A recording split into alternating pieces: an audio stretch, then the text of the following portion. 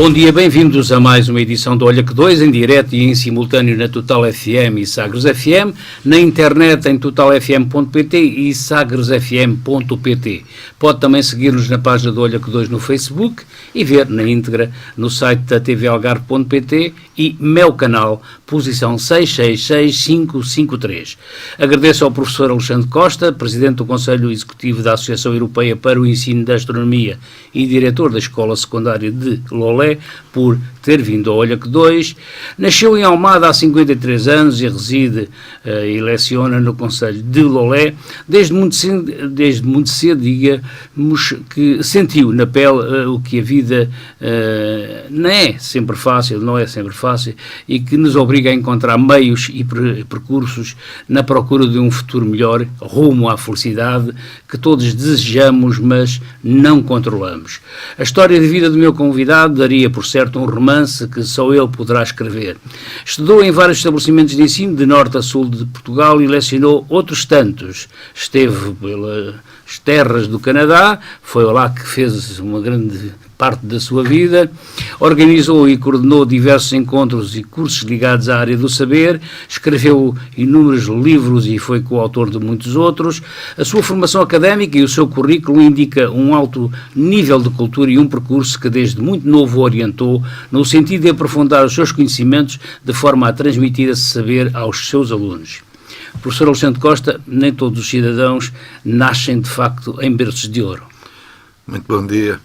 De facto, pois a vida, cada um tem a sua, não é? Eu tive o privilégio de ter a minha. Alguns dirão que foi uma vida com dificuldades e triste, mas dentro dos azares que me decorreram ao longo da minha vida, eu diria que tive um privilégio, porque foram também esses azares que fizeram de mim a pessoa que sou.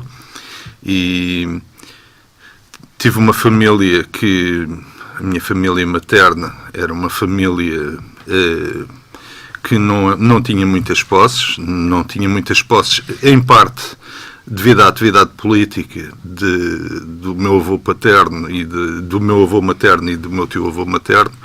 O meu tio-avô materno é uma personagem bem conhecida da história do Partido Comunista. A Cássio José da Costa foi dos grandes comunistas de 1935, que acabou por ser ele a estrear o Terrafal e foi a pessoa que mais tempo esteve no Terrafal.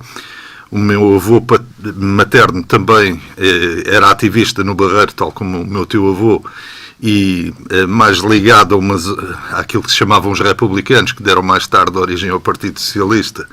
O meu avô Alfredo José da Costa esteve no Aljube e depois nos Açores com o pai do Mário Soares, portanto, e a família acabou por perder tudo o que tinha, porque o meu avô era o dono da fábrica do Sabão Macaco, que foi a primeira fábrica de sabões em Portugal, e depois aquilo foi tudo expropriado e a minha avó acabou a vender na praça enquanto o meu avô era preso político.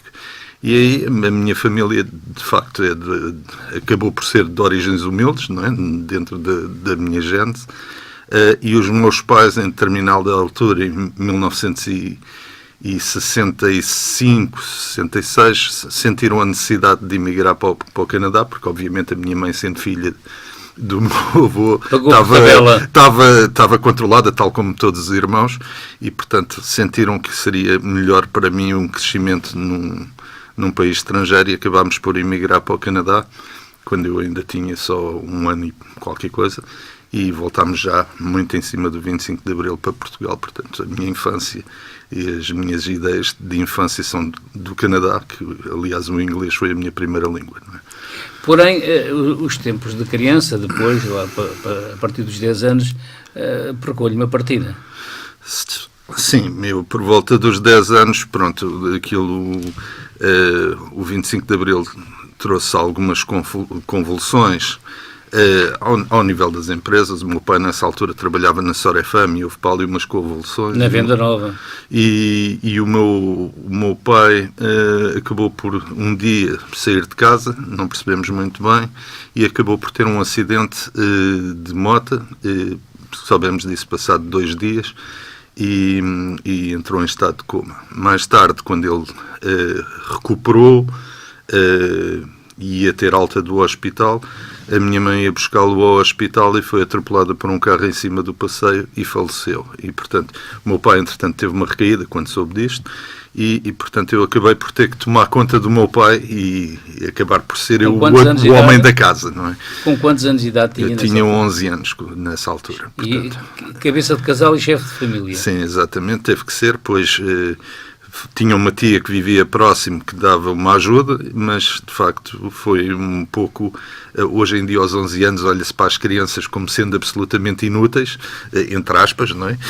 Só servem para dar alegria aos pais e para ir à escola, mas de facto com 11 anos, e esta é a minha ideia, porque a vivi em direto, uma criança perfeitamente capaz já de assumir responsabilidades e de fazer coisas que implicam alguma responsabilidade. E não herdou nenhuma fortuna. Nada. Herdou foi uma responsabilidade para si mesmo. Exatamente.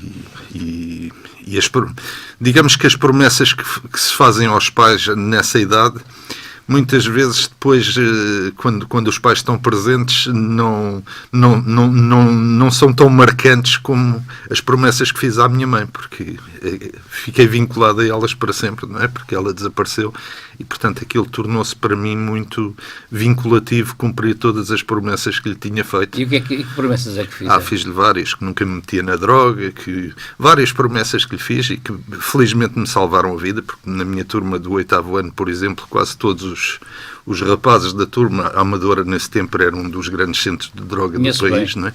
E, portanto, lá com 17 anos de idade. E, portanto, nessa altura, quase todos os colegas que eu tinha, rapazes da turma do 8º ano, acabaram por mais tarde morrer de overdose e, portanto,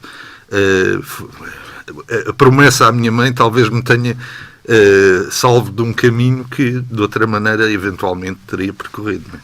Como é que foi depois? Com 11 anos de idade, sem os apoios, sem as bengalas dos pais? Não, o pai esteve lá, não é? Pronto, o meu pai não me podia dar muita ajuda, pelo contrário, é que eu ajudava a ele, e ele depois foi melhorando, lá, por volta dos 15 anos, apesar de ter limitações no andar, já era uma pessoa praticamente normal.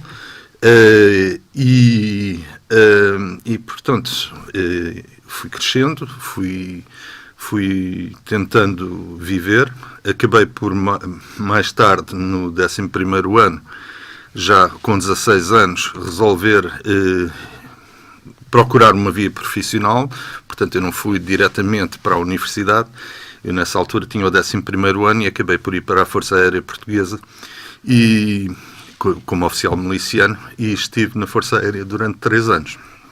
O facto de ter enfrentado uma grave crise familiar, no fim, sim, grave até a favor, não é? Quer dizer, foi muito pior do que isso, é uma catástrofe, não é? Nunca o inibiu de lutar para contrariar o destino que parecia nada fácil?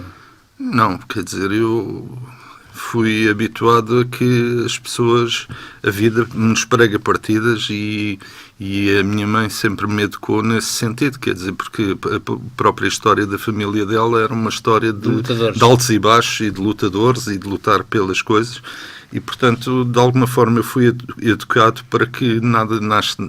A minha mãe usava muitas frases, as coisas não caem do céu, temos que fazer por elas. E pronto, e ela habituou-me, educou-me sempre para ter ambição e para eu saber o que é que queria e para eu procurar dar o melhor de mim. Isto era a regra. Fazer-se um homem como era normal. Exatamente. E tentar dar sempre o melhor de mim. Ela dizia, não interessa o que fores, dá sempre o melhor de ti. Aliás, o meu avô paterno tinha uma frase que dizia o seguinte, tu não interessas o que és, interessa é que sejas bom no que fores. Dizia, mais vale seres o melhor sapateiro de uma aldeia do que o pior sábio de uma academia. Portanto, era mesmo a lógica de tentar atingir a excelência naquilo que fazemos. E, portanto, essa ideia sempre esteve presente na minha educação e procurei sempre encontrar um rumo a fazer coisas em que eu fosse, de facto, capaz e fosse útil e fizesse a diferença na sociedade. Portanto. Essa contrariedade de vida que teve inibiu ou prejudicou-lhe um desenvolvimento normal que uma criança, quando tem os pais, enfim, com saúde, pode ter? Pois, eu não sou propriamente psicólogo nem psiquiatra e, portanto, não sei. Obviamente todos nós temos coisas que não são totalmente iguais aos outros, que são diferentes. Se considerarmos que a maioria das pessoas é a norma, todos nós temos alguma anormalidade, vamos lá, e eu obviamente também terei as minhas. E algumas poderão ser consequência do tipo de crescimento que tive, mas eu penso que não são coisas que sejam marcantes no sentido negativo, ou que me tenham afetado o caráter de uma maneira que eu seja má pessoa. Contra-se quem consolidou. Pois, eu tentei crescer e nunca me render às dificuldades e achar que havia um caminho para descobrir e que tinha que o descobrir e que esse caminho havia de passar-me ao lado a oportunidade de apanhar um comboio que me servisse para a vida. E, portanto, fui apanhando os comboios até que encontrei o comboio certo, como eu costumo dizer. Foi professor na escola secundária do Monte da Caparica? Foi, sim, senhor. Ainda estava na Amadora nessa altura? Nessa altura, não. Vivia na Costa da Caparica e era estudante na Faculdade de Ciências e Tecnologia da Universidade Nova de Lisboa. Boa terra, à época era uma belíssima terra, sim, não é? Sim. Sossegada, calma. Sim. E foi aí que iniciou a sua atividade como professor? Foi. Isso foi na sequência de uma substituição de uma professora de Físico-Químicas que foi de licença de parto e vieram à universidade dizer que tinham necessidade de uma pessoa da área das Físico-Químicas para dar disciplinas mais da área da Química e, sobretudo, de Química Tecnológica. E eu acabei por ser contratado para dar essas aulas. Mas isso não foi uma coisa que tivesse uma continuidade imediata, porque eu a seguir... Foi casual. Eu a seguir tive 2 anos como bolseiro do Instituto Nacional de Investigação Científica, em que estive a fazer investigação científica na universidade. Depois é que sim... Fui para a indústria e depois é que fui para o ensino. A Faculdade de Ciências e Tecnologia da Universidade Nova de Lisboa foi a rampa para a sua formação académica durante alguns anos. Foi. Foi uma boa escola. Foi. Na Nova ensinavam-nos, estavam muito preocupados em que nós soubéssemos pensar. Muitas vezes as universidades... Pronto, eu não tenho a experiência das outras, obviamente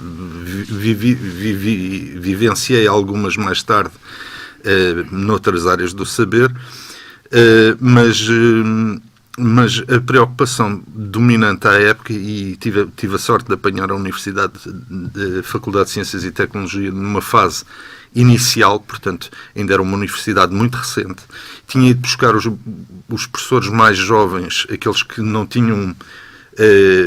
vícios, não tinham ainda uma oportunidade de ser catedráticos no técnico ou na Faculdade de Ciências e Tecnologia ou na Faculdade de Ciências da Universidade de Lisboa. Foi buscar os melhores daqueles que eram os auxiliares e os associados para serem os catedráticos da faculdade. E, portanto, eram pessoas que vinham com uma mente ainda cheia de vontade e aberta e sobretudo com a vontade de nos fazer pensar. O importante era que nós soubéssemos pensar. Obviamente não se pode pensar sobre o nada, também era preciso conhecimentos, mas sobretudo o ênfase estava no pensar. E às vezes, por exemplo, eu vejo noutras faculdades, eu não vou dizer nomes, mas vejo porque às vezes tenho ex-alunos que me vêm pedir ajuda para perceberem alguns conteúdos do que estão a dar noutras universidades. Matéria. E aquilo é muito de assimilar o conhecimento e não de o digerir. Não de o digerir. E ali na Faculdade de Ciências e Tecnologia havia muita preocupação de nós sabermos pensar sobre os conteúdos e saber o que é que havíamos de fazer com eles. E quando aparecia uma situação diferente, percebermos que aquele conteúdo podia ser utilizado naquela situação. Foi aí que deu consistência à sua paixão pela astronomia e astrofísica? Não. Isso é uma coisa muito posterior. Eu em jovem fui escoteiro. Nos escoteiros há uma preocupação em ensinar os jovens a orientarem-se com tudo o que existe à sua volta. Não é só com bússolas, mas com tudo, nomeadamente com os astros, e foi o meu primeiro contacto com a astronomia, acabou por ser nos escuteiros.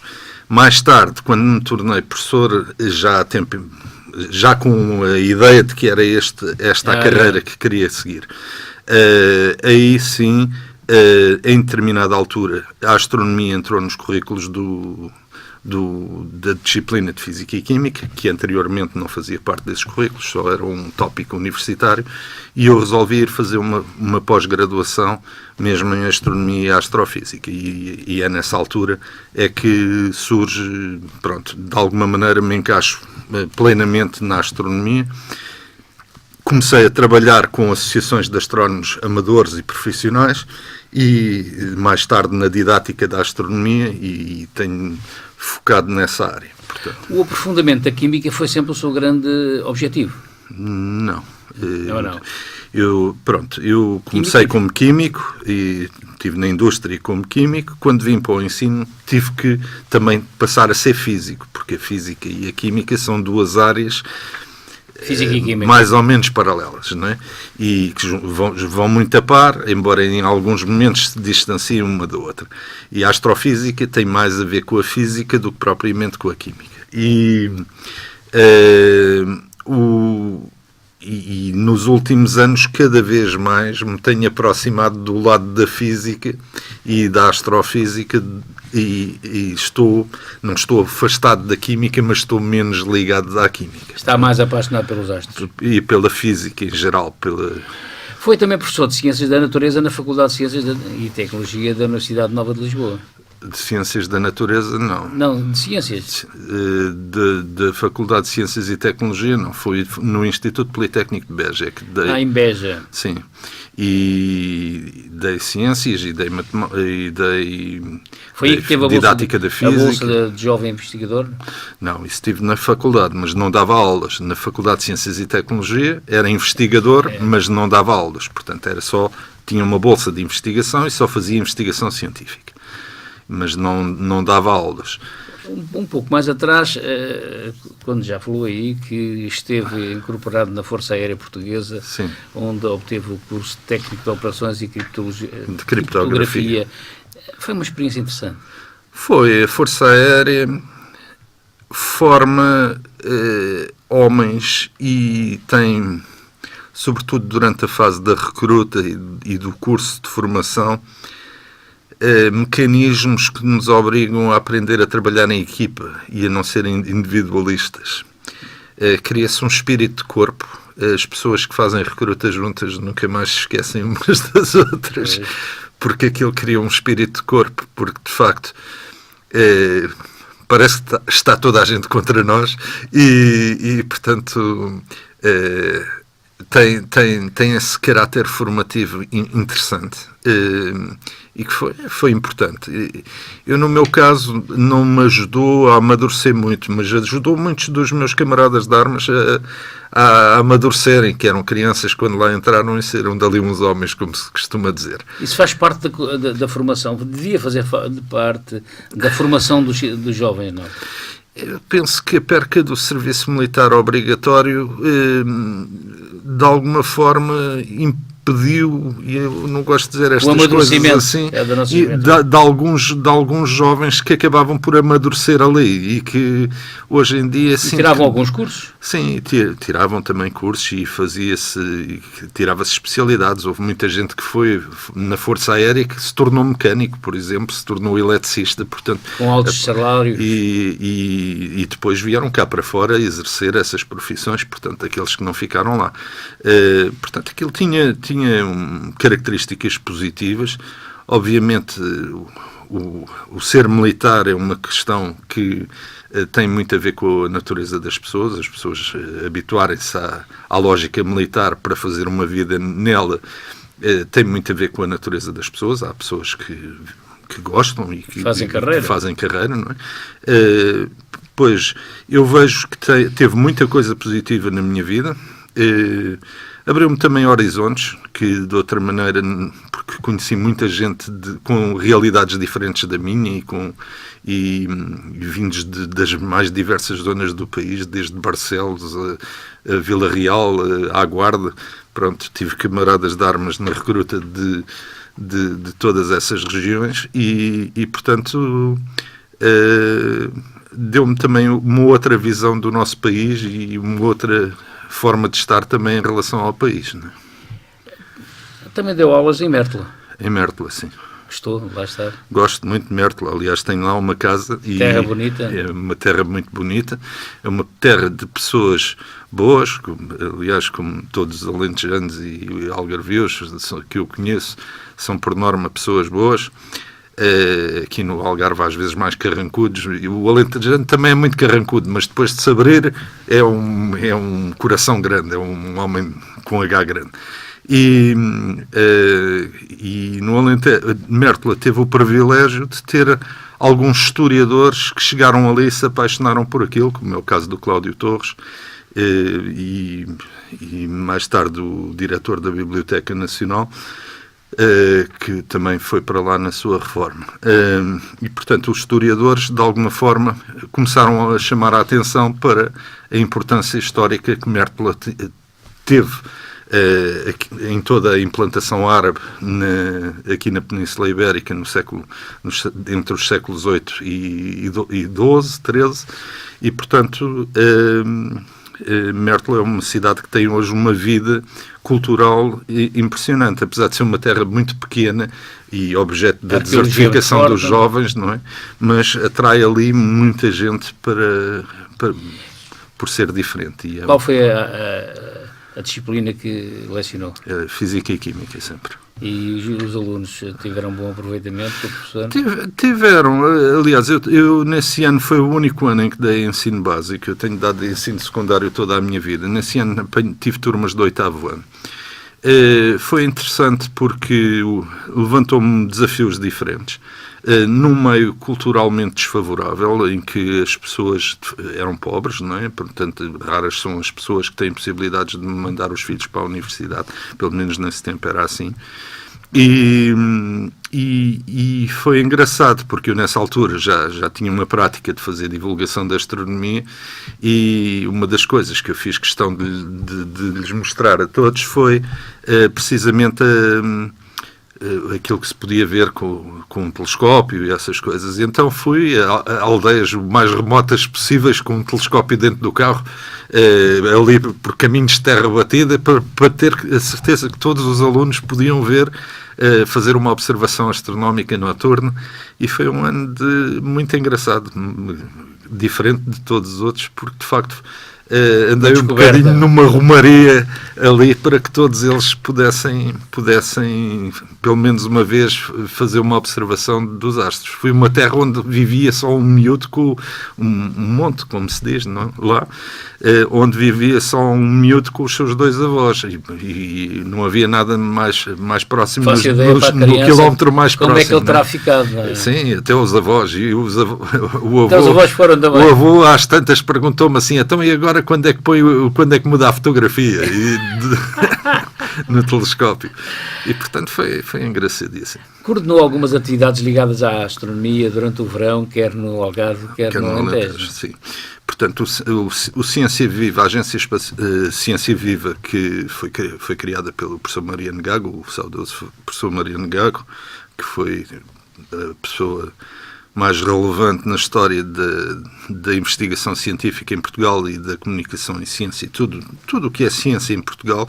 Se a ciência em Portugal hoje começou a ter a dimensão que tem, deve-se a ele, porque ele é que foi o grande responsável, o visionário que fez com que primeiro entrássemos para o CERN e mais tarde que aderíssemos à Agência Espacial Europeia, ao Observatório Europeu do Sul, à Agência Europeia de Biotecnologia. Portanto, o professor Mariano Gago era um visionário, e ele, em determinada altura, entendeu que era preciso também fazer ações viradas para a população. E então criou uma coisa que se chamava Ciência Viva no Verão, em que as pessoas eram convidadas a visitar centros de ciência ou isso, e havia uma iniciativa específica, que foi a primeira de todos, que era a astronomia no verão, em que foram convidados grupos de astrónomos que tinham equipas de astronomia para irem às praias e para irem a todos os sítios onde houvesse gente fazer observações. E eu fui convidado para coordenar uma dessas equipas que fazíamos... a nossa ação era coordenada com a equipa do professor Máximo Ferreira, que nessa altura estava no Museu de Ciência da Universidade de Lisboa e agora é o diretor do Centro de Ciência Viva de Constança. E então, entre os dois, nós combinávamos e de alguma forma percorremos o Alentejo e o Algarve todo, aqui as praias, para termos a certeza que a maioria dos portugueses que estivessem nas praias podiam assistir a uma observação astronómica e ouvir as explicações sobre os astros e como é que os portugueses navegavam no século XV e todas essas coisas que é possível fazer. Há muitos jovens interessados nessa área desta astronomia.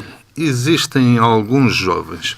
A astronomia, há uma coisa que é preciso perceber. A astronomia não pode viver separada daquilo que nós chamamos de ciências espaciais. Hoje a astronomia é uma atividade economicamente importante, é uma coisa que as pessoas têm pouca consciência, sobretudo por causa da sua ligação às ciências espaciais. Quando nós hoje em dia falamos em, por exemplo, construir um telescópio espacial, como o Hubble ou como outro telescópio qualquer projeto que seja de construção de um telescópio tem que desenvolver no mínimo 12 áreas da tecnologia acessórias, desde a mecânica, a eletrónica, a informática, a mecânica, à ótica. Portanto, tem que haver 11 áreas em que haja melhorias, porque senão o projeto não vai para a frente. Porque isto estamos a falar de gastar muitos milhões de euros e, obviamente, não pode ser só para nós ficarmos a saber um bocadinho mais sobre o universo. Não é? Estamos a falar de coisas que têm que servir para a população.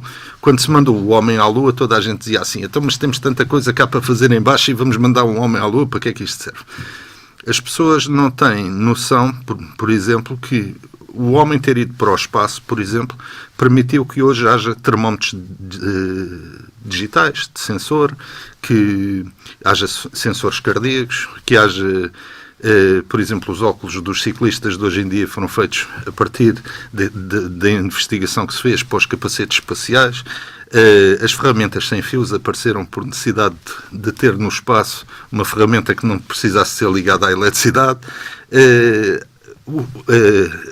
Os polímeros que se usam nos sapatos de ténis de hoje em dia, que não se comparam com os do meu tempo, que só havia a coisa mais avançada era a Sanjo, não sei se lembra.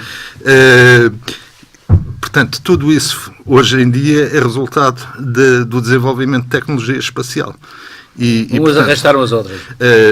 Os ecrãs TFT, ver um ecrã fininho que não seja de raios catódicos é um problema do espaço, porque quando se vai para o espaço, cada quilo que nós levamos custa 20 ou 30 mil euros, portanto não podemos levar muitos quilos lá para cima e não temos espaço e, portanto, quando precisamos de espaço temos que aumentar os quilos da nave e, portanto, é preciso diminuir o espaço de tudo ao mínimo. Portanto, a nanotecnologia, os ecrãs fininhos, essas coisas todas foram todas desenvolvidas para resolver problemas do espaço e depois são transportados para o nosso dia-a-dia. Por exemplo, a nave espacial a Soyuz, aquela estação espacial, foi onde foram desenvolvidos os sistemas antibactéria, porque aquilo teve lá homens 600 dias no espaço. Como você pode imaginar, é um meio de cultura brutal. Se aquilo não matarmos as bactérias, passado uns tempos está todo morto ali com pragas. Não é? Portanto, foi lá que para aquela missão que foram desenvolvidas os meios antibacterianos que são usados, por exemplo, nos centros de cuidados intensivos dos hospitais hoje em dia. Portanto, que aquilo elimina... E mesmo assim ainda mata gente.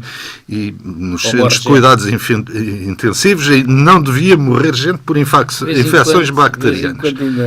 Nos hospitais sim, mas nas zonas de cuidados intensivos não, porque há precisamente esses dispositivos que matam as bactérias todas que lá passam ao pé. Ainda na área do ensino, da Física e Química, lecionou em Gouveia e Beja. Na escola de Diogo Gouveia em Beja. Em Beja.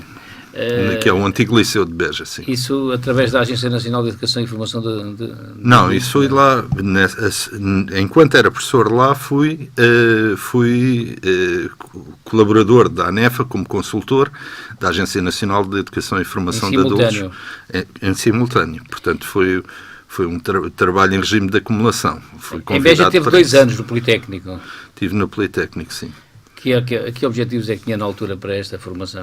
No Politécnico, pois eles convidaram-me para ser professor lá e eu aceitei, pois achei que era um desafio. Eu nunca fui de recusar desafios. Pois, acho que os desafios são... O seu currículo está em todas. acho que os desafios são para nós irmos atrás deles. Na altura, tinha a possibilidade de eventualmente optar por ficar no ensino politécnico, ligado ao ensino superior, mas a minha mulher entrou aqui para a Universidade do Algarve e eu resolvi vir atrás dela e, portanto, nessa altura tive que optar por deixar o Politécnico de Beja e dedicar-me completamente ao ensino secundário, que era a minha profissão, já era do quadro permanente na altura, e depois assumi claramente que seria no ensino secundário que ia ficar. O professor Alexandre Costa tem feito algumas paragens para descansar ou não? É de seguida? É sim. Eu, nos últimos 10 anos, não tive férias.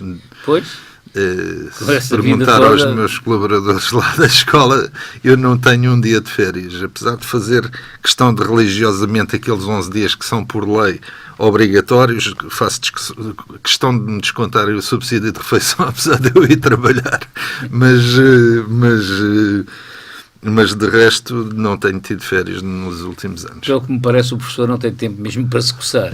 Não tenho. E os últimos 10 anos têm sido muito extenuantes, têm sido muito desgastantes. O ser de direção de uma escola é um trabalho, existem várias maneiras de o ser, mas quem o quiser fazer de uma forma proativa e fazer com que a escola se desenvolva, aquilo é um trabalho muito desgastante. Aliás, eu costumo dizer, na brincadeira, que desde que sou diretor adquiri um enorme currículo.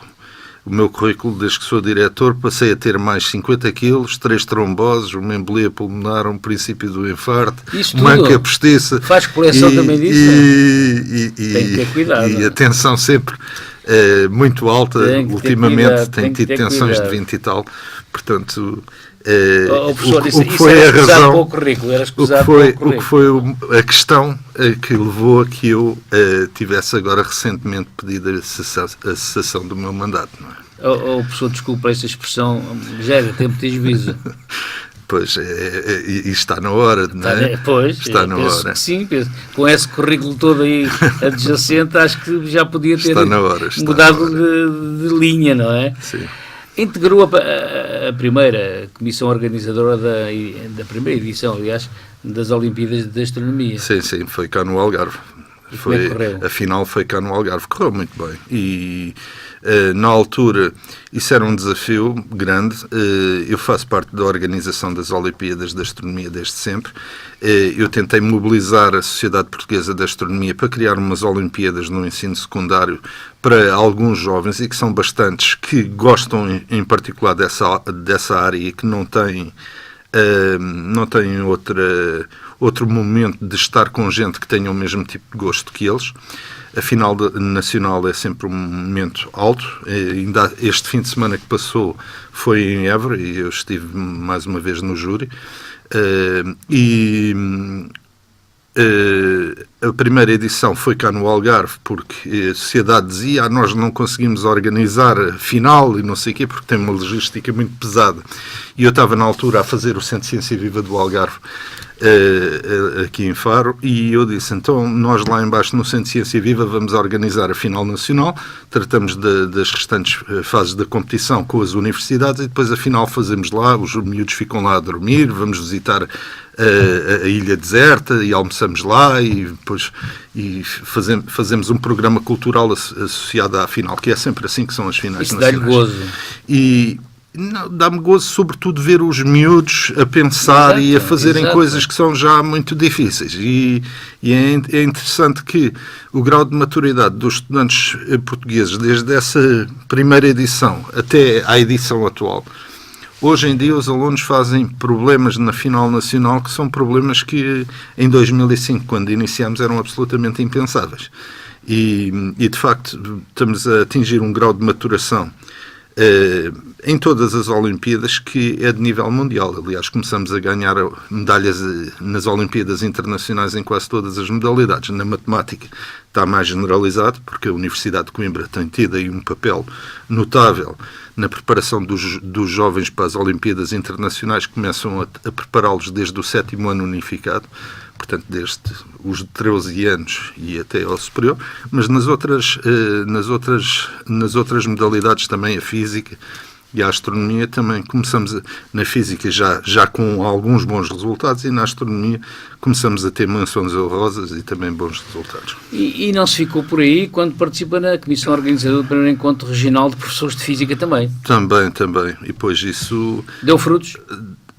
Continua a dar. Nós, neste momento, houve já 2 edições. Entretanto, a professora Carla Quintão, que era também um dos membros da organização, foi para o Instituto Superior Técnico, e ela tem continuado a organizar, conjuntamente com a colaboração aqui da Universidade, um encontro de professores de Química e Física da região Sul. O que é que isto quer dizer? Da região Sul, que em vez de ser só do Algarve, é o Alentejo e o Algarve, não é? Portanto, o encontro cresceu. Eu, entretanto, obviamente, passei a ser diretor, também passei a ser da direção, deixei de ter tanto tempo para isso, mas eu penso que foi uma coisa importante, na altura foi importante. Foi a primeira vez que reunimos professores de Física e Química aqui no Algarve. Foi, por acaso... a iniciativa não foi minha, eu fiz parte da comissão organizadora, mas não fui eu o mentor dessa ideia, e tiveram envolvidas a professora Carla Quintão, a minha mulher, a professora Ana Maria Costa, e vários outros professores do ensino secundário. O seu desejo de saber mais leva-o mais tarde até o Elva, a universidade dessa cidade. Sim. O curso de doutoramento em investigação em didáticas específicas. Sim. É que frequentou. Teve algum objetivo em concreto? Tive. Pronto, eu queria de alguma forma ter...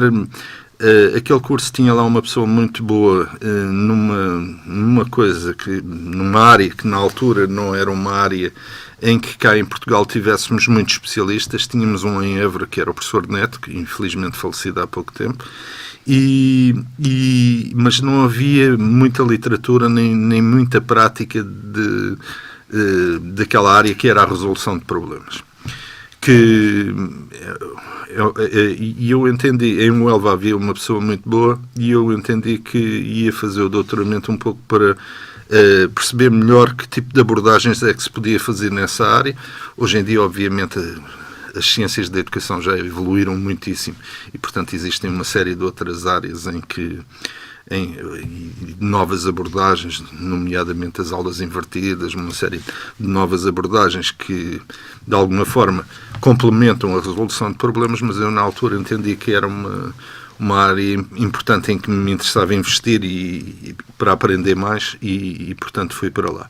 Depois acabei por só fazer o ano teórico, vamos lá, e não dar continuidade ao programa de doutoramento. De volta ao Algarve, passa pela Escola Superior de Educação da Universidade do Algarve.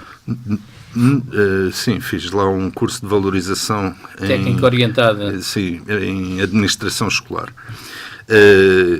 Esse curso surgiu como o anterior diretor me pediu para ir para a direção. Eu não percebia muito da parte administrativa da direção de uma escola, e entendi que também devia ter formação mais adequada nessa área, e eu acho que existem cursos de formação rápidos, mas eu acho que um curso de formação em que me obriguem a estudar e a fazer testes e a fazer trabalhos... Sim, porque tem tempo livre que chegue, não é? Não, mas obriga-me a ter que aprender, obriga-me, e nós próprios, muitas vezes, todos nós temos tendência, porque estamos cansados, a querer ser um bocadinho preguiçosos, e então, se eu me sentir obrigado, consigo também é uma ajuda para superar essa preguiça. Eu tenho a impressão que o senhor não sabe é viver sem ser obrigado. E, portanto... já reparei. E, portanto, sem ser obrigado a fazer qualquer coisa, não vai. E, portanto, tento obrigar-me a fazer, porque é para ter a certeza que aprendo e que... Entretanto, foi colocado na escola secundária de Lolé para lecionar, aliás, Física e Química. Sim, desde 2001, sim. Deduzo que tenha sido também na área da astronomia, ou não? A área da astronomia é uma área marginal à física, portanto, é um dos ramos da física. A física tem muitos ramos, a física de partículas, a mecânica... Mas essa é a sua grande paixão. Pronto, e a astronomia é uma paixão, embora não se ensine muito no ensino secundário. Existiu nos programas do 10º ano alguma astronomia na parte de química, existe alguma parte de exploração espacial nos programas de física, mas a astronomia pura e dura, a astrofísica, como nós ensinamos, como ela é tida no ensino superior, só existe um bocadinho no programa de física de 12º ano, não existe muito. Coordenou também o Observatório de Qualidade durante 4 anos. Sim, sim. Da mesma escola. Da escola, sim. Entrou como professor adjunto, adjunto do diretor, depois adjunto e depois diretor. Tinham que o castigar, não é? Sim, no fim, houve o momento em que eu assumo a direção, não foi, eu concorri a diretor, portanto, isso não foi uma, não foi uma coisa que me tivessem apontado uma pistola. Um castigo, um desafio. Não me apontaram uma pistola à cabeça, embora tenha havido pessoas, na altura, que me fizeram sentir que estávamos num momento muito difícil. Isso é quando eu assumo a direção, estamos no máximo da crise em Portugal, portanto é quando a crise atinge o seu máximo, e nesse momento há duas coisas que estão em discussão a nível do Algarve e do país. Uma delas era o agrupamento das escolas, não sei se lembra das escolas agruparem todas, e outra era o da conclusão daquela escola. Aquela escola foi suspensa, a construção dela a meio, e, portanto, havia ali o risco da escola ficar metade feita, metade por fazer, o que era um risco que não era negligenciável na altura, porque, inclusivamente, o executivo do professor Mariano Gago, do professor Nuno Crato, antigo Ministro da Educação, mandou, de alguma forma, recuperar minimamente os edifícios que já não tinham eletricidade, não tinham redes informáticas, não tinham nada, e que ainda estavam de pé. Mas que já tinham os canos todos rebentados, já estava tudo rebentado, e eles queriam que nós voltássemos por ali. E que aquilo ficasse metade da escola feita e metade naqueles edifícios que estavam completamente destruídos, porque já tinham começado a ser destruídos para a obra, embora não tivessem sido mandados abaixo. E, portanto, estávamos numa época muito difícil em que eu me comprometi com duas missões. Uma foi que a escola seria acabada e a outra seria evitar a todo o custo que aquela escola se tornasse num agrupamento, não é? E foram as duas missões que me comprometi. Penso que foram cumpridas. Além dessas, tenho feito muitas outras coisas, mas que não eram o meu compromisso. Mas pronto, e com todos os problemas de saúde que isso, entretanto, me foi criando, penso que neste momento é o momento em que aliás, porque a sociedade agora está melhor, começou a haver outra abertura, já não existem aquelas dificuldades. Tenho muitas dúvidas se o vai fazer, portanto, encarreirar-se realmente na linha própria para não ter mais sustos e dar à família os mesmos também. Embora ainda se mantenha nesse cargo e como diretor da escola EC de Lolé, por quantos dias mais irá ficar como diretor? Pois, eu pedi a cessação do meu mandato no dia 11 de maio e já foi aceito pela senhora Diretora-Geral da Administração Escolar, e neste momento estão a ser criados os preparativos para ser aberto o procedimento concursal para um novo diretor. E existe uma fase de transição em que eu me mantenho de alguma forma em funções gestionárias até ao dia 16 de julho deste ano. Portanto, são 45 dias úteis a partir do dia em que o meu pedido entrou na DGAI, e, portanto, no dia 16 de julho termino funções, quer dizer que no dia 17 eu espero que o procedimento concursal para o novo diretor esteja concluído para que ele possa tomar posse. Não é? Podemos dizer então que tudo tem mais encanto na hora da despedida? Sim, não. Sim e não. Eu vivi encantado com tudo o que se passou nos últimos anos. Eu vivi encantado toda a minha vida. Obviamente, muitas vezes com momentos negros e com momentos em que nós dizíamos assim, poxa, cai-me tudo em cima, não é? Portanto, não, há momentos difíceis, mas eu penso que, apesar dessa dificuldade, a vida tem o seu próprio encanto e que nós temos que perceber que só vamos estar vivos uma vez. Pois, só vamos estar vivos uma vez. E ninguém morre de véspera. Pronto, e que vamos ter muito tempo para descansar. Um dia vamos descansar em paz para sempre. A minha mãe também me dizia isso. A dormir, tínhamos tempo, que havíamos de dormir muito tempo. Sim. Professor Alexandre Costa, vai mudar de ares para descomprimir ou fica em Lolé? Não, eu concorri, eu sempre entendi que quando saísse de diretor que não devia ficar a incomodar o próximo. Um diretor, das duas uma, o diretor de facto foi uma pessoa que a escola nem deu por ele passar por lá, e então não faz diferença ele ficar ou não ficar, porque não fez diferença. Não é? Nem fez mal nem bem. Nem mal nem bem, não é? Portanto, mas se uma pessoa se dedicou a uma escola, e se as pessoas sentem que essa dedicação existe, obviamente as pessoas vão ter sempre tendência para estar a perguntar-lhe o que é que achas disto, o que é que achas daquilo, e quando o novo diretor tomar uma posição qualquer, virem consultar. E eu sempre entendi que não seria positivo nem para mim, nem para o novo diretor que eu ficasse na escola depois de deixar de ser diretor. E nesse sentido, inclusivamente porque até quando me perguntassem as coisas, até o silêncio pode ser mal interpretado, não é? Portanto, decidi que deveria sair da escola, e o ano passado abriu um concurso nacional e eu concorri para a João de Deus para Faro, e fiquei colocado no agrupamento de escolas João de Deus, onde espero começar a lecionar em setembro deste ano, portanto. Assumiu, a certa altura, eu queria falar nisto, um determinado cargo no setor de desenvolvimento de colas de revestimento, construção civil e colas para a indústria de madeira. Isso era quando era novo. Sim. Pois, mas é curioso, a sua área não seria esta, mas, no entanto, fez uma incursão pela indústria. Sim, não, eu sou de Química Aplicada. A minha primeira licenciatura foi Química Aplicada que tem a ver com a indústria. Descoberta da melhor qualidade disto. Com a indústria. E eu fui, de facto, quando acaba a licenciatura e a Bolsa de Investigação, e largo e não continuo na área de investigação, precisamente porque a indústria me oferece um emprego apetecível, não é? E não fiquei na indústria por uma razão muito simples, é que em determinado dia, isto estávamos em 1992, portanto ainda antes da Expo em Lisboa, ainda nem sequer havia na ponte 25 de Abril aquela faixa de rodagem que mais tarde chamaram a Noiva, que era uma faixa central, que passou a ter 5 faixas, uma que de manhã ia para um lado e à tarde vinha para o outro, e que chamava a Noiva porque era uma faixa toda pintada de branco. E hoje em dia há 3 faixas para cada lado, construíram a Ponte Vasco da Gama, existe o eixo norte-sul, existem essas coisas todas. E a minha fábrica, que era a Cimet, nesse tempo, era em Camarate, ao pé de Sacavém. E eu vivia no Miratejo, na margem sul. Então eu tinha que fazer Centro-Sul, Ponte 25 de Abril, Praça de Espanha, Entre Campos, Segunda Circular, aquilo seca. Pronto.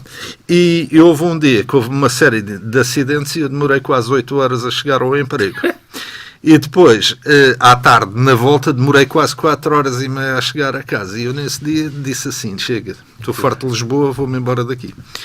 E, na altura, até me ofereceram um emprego no Norte, na área da indústria, que eu era uma pessoa mais relativamente cotada, apesar de não ter estado muitos anos na indústria. Fiz alguns produtos que a concorrência, entretanto, ficou desperta para mim e me queria contratar. E então tinha a possibilidade de ir para um emprego para o Norte. Só que a minha mulher é de Beja. E assim que eu lhe falei de ir para o Norte, ela disse-me logo assim, Norte, chuva todos os dias, céu sempre cheio de nuvens, Frio, nem penses nisso. Eu sou uma mulher do Sul, não vou para o Norte de maneira nenhuma.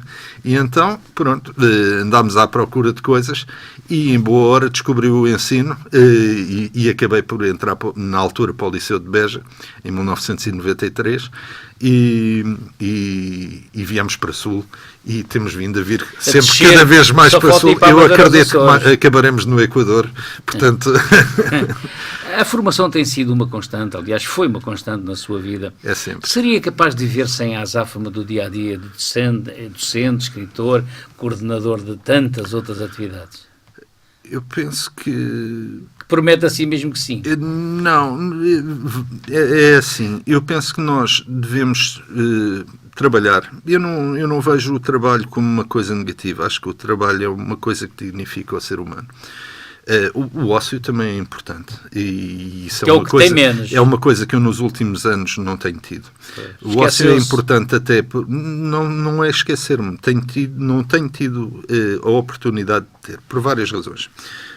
Mas de facto não tenho tido a oportunidade de desfrutar do ócio, mas o ócio é uma coisa importante e inclusivamente porque, e sobretudo dormir, enquanto se dorme o nosso subconsciente está a pensar sobre a vida e está a amadurecer. Quando nós não temos tempo para dormir, perdemos aqui uma parte importante da maturação, porque o nosso subconsciente é uma coisa muito engraçada, porque nós nem nos apercebemos que ele está a trabalhar, mas ele está a trabalhar e está a refletir sobre os problemas do dia-a-dia.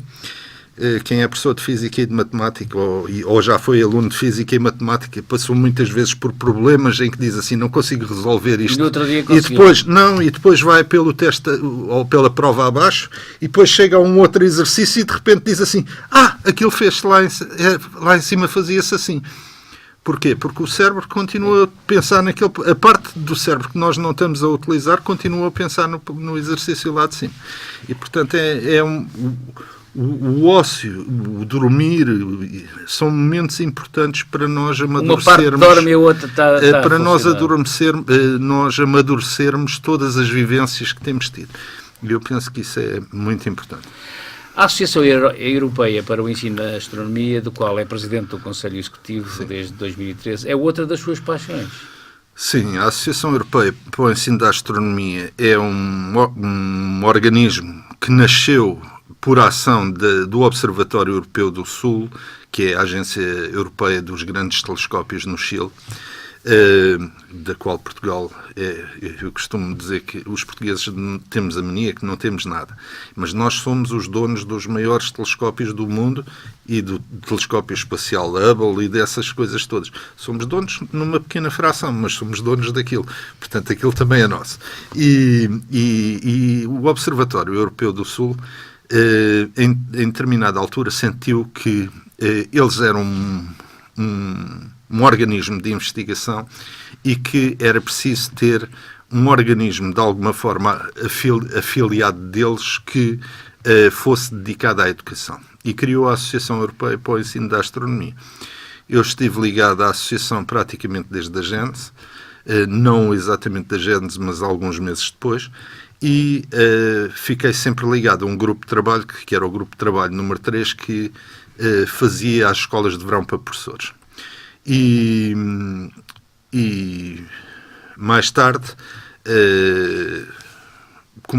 fui convidado para o Conselho Executivo em 2009 e porque era uma pessoa muito dinâmica e que fiz várias coisas pela associação, nomeadamente criei-lhes as páginas web, criei uma série de coisas. Eles entenderam em 2013 que eu era a pessoa indicada para ficar.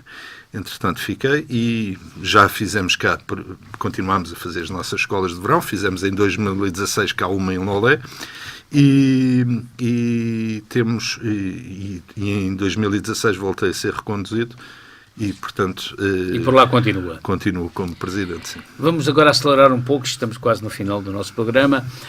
O professor Alexandre Costa tem vindo a ser reconhecido pelo seu trabalho nas áreas da física, da química, da astrologia. Astronomia, não sou da astrologia. Não, ainda não. Sou vidente. Essa ainda não. E diga-me também, já agora, que prémio foi este, o Nacional de Professores, atribuído pelo Ministério da Educação? o Ministério da Educação organizou durante 3 anos um prémio, 4 anos, 4 edições, um prémio que lhe chamavam o professor do ano na altura. E na terceira edição, pois o diretor da escola entendeu que devia mandar uma candidatura minha para o júri, e o júri entendeu que era a melhor candidatura e que era o professor que tinha mais currículo e que tinha mais apresentava melhor desempenho nas aulas e nas avaliações dos seus alunos, e portanto acabei por ser nomeado por vencer ou por me ser atribuído esse Prémio Nacional de Professor, que chamavam o professor do ano antigamente. No mesmo ano foi também reconhecido pela Unesco e pela União Astronómica Internacional pelo desempenho e contribuição excepcional para o sucesso do Ano Internacional da Astronomia em Espanha. Foi-lhe atribuído também o Prémio Rómulo de Carvalho. Em 2005, sim. Isso foi a Sociedade Portuguesa de Física. A Sociedade Portuguesa de Física, no Ano Internacional da Física, que foi 2005, criou um prémio único, não houve mais nenhum, foi atribuído uma única vez, que foi o Prémio Rómulo de Carvalho, que visava, de alguma forma, galardoar ou homenagear o melhor professor de Física em Portugal. Ele acabou por não ser entregue só a uma pessoa, foi entregue a mim e à professora Carla Campos, portanto, foi um reconhecimento na área da física pela qualidade do ensino. Eles vieram assistir a aulas, vieram ver coisas e, portanto... 10 segundos. Mais recentemente também recebeu a Medalha de Mérito Municipal Grau Ouro da Câmara Municipal de Lolé. Eu tive o privilégio de vir parar um município que tem, de facto, uma autarquia muito empenhada na educação e na cultura.